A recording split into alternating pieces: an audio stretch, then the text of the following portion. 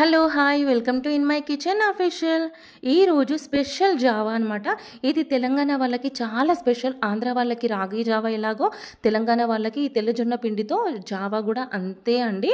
మాకు కూడా ఇది చాలా ఇష్టంగా, చాలా హెల్దీ అంటే హెల్దీ అండి. సమ్మర్ స్పెషల్ అనే చెప్పుకోవచ్చు. ఈ జావాకి దీనివల్ల ఉపయోగాలు ఏంటంటే జీర్ణ వ్యవస్థ ఆరోగ్యంగా యాక్టివ్గా ఉంటుంది, ఉదర సంబంధిత వ్యాధులకు కూడా చెక్ పెడుతుంది. అలాగే పొటాషియం, బి విటమిన్లు, పోలిక్ యాసిడ్లు అండ్ జింక్, కాల్షియం, కాపర్ ఇవి కూడా ఎక్కువగా ఉంటాయి. అండ్ మనకి ఆయాసం అనేది తగ్గిపోతుంది. మనం ఎండలో నుండి మనం ఇంటికి రాగానే ఇలా ఒక 5 సెకండ్లో 5 నిమిషాలలో చేసుకొని తాగితే కానీ మనకు ఒంట్లో ఉన్న వేడి మొత్తం తీసేసి చలువని ఇస్తుందన్నమాట. ఇది చాలా ఆరోగ్యం అంటే ఆరోగ్యం అనే చెప్పుకోవాలి ఈ జావా.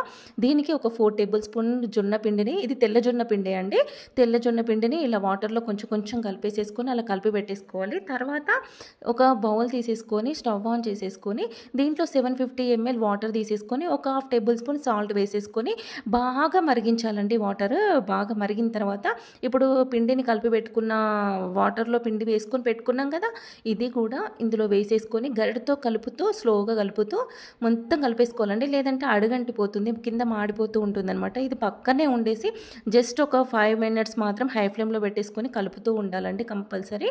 లేదంటే తొందరగా పైకి వచ్చేసేసి అది పొంగిపోతుందండి జావా అనేది. మళ్ళీ మీడియం ఫ్లేమ్లో ఒక 5 సెకండ్స్ అట్లా వదిలేసి సిమ్లో పెట్టేసేసుకొని నేను ఒక 15 మినిట్స్ అట్లా స్టవ్ మీద వదిలేసానండి.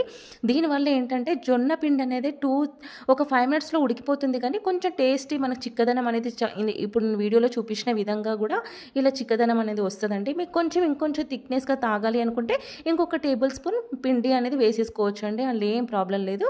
నాకు కొంచెం పలుచగా ఉండాలనిపించింది కాబట్టి నేను 4 టేబుల్ స్పూన్ వేసేసుకున్నాను. మీకు కొంచెం థిక్నెస్ కావాలంటే ఒక 5-6 కూడా వేసేసుకోవచ్చు. కాకపోతే ఏంటంటే నేను కొంచెం ఒక 20 మినిట్స్ ఎక్స్ట్రా స్టవ్ మీద పెట్టేసేసాను అనమాట. అలా పెట్టేసి 20 మినిట్స్ అయిపోయిందండి. ఇప్పుడు నేను స్టవ్ ఆఫ్ చేసేసుకొని అదే స్టవ్ మీద ఇలా పచ్చిమిర్చి కొంచెం కాల్చేసుకున్నానండి.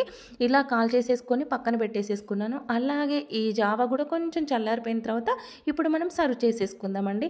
ఇది ఎలా తాగాలి అంటే కొంచెం ఉప్పు, కారం కూడా వేసుకొని తాగొచ్చు. అలాగే కొంచెం ఒక దాంట్లో మాత్రం ఆనియన్స్ చిన్న చిన్న ముక్కలుగా కట్ చేసేసుకొని ఈ కాల్చిన పచ్చిమిర్చి ఒక్కొక్క సిప్ కొరుకుతూ కొంచెం తాగొచ్చు, లేదా మనం పెరుగు కూడా వేసుకొని తాగొచ్చు. ఇది సేమ్ రాగి జావా టైప్లో కూడా చేసేసుకోవచ్చు. చాలా చాలా హెల్దీ బెనిఫిట్ ఉన్న ఈ తెల్లజొన్న జ్యూస్ అండి, జావా అండి. ఇవి జ్యూసెస్ కన్నా కూడా మనము చాలా బాగుంటుంది. మీరు కూడా ట్రై చేయండి. అలాగే సబ్స్క్రైబ్ చేసుకోండి, లైక్ చేయండి.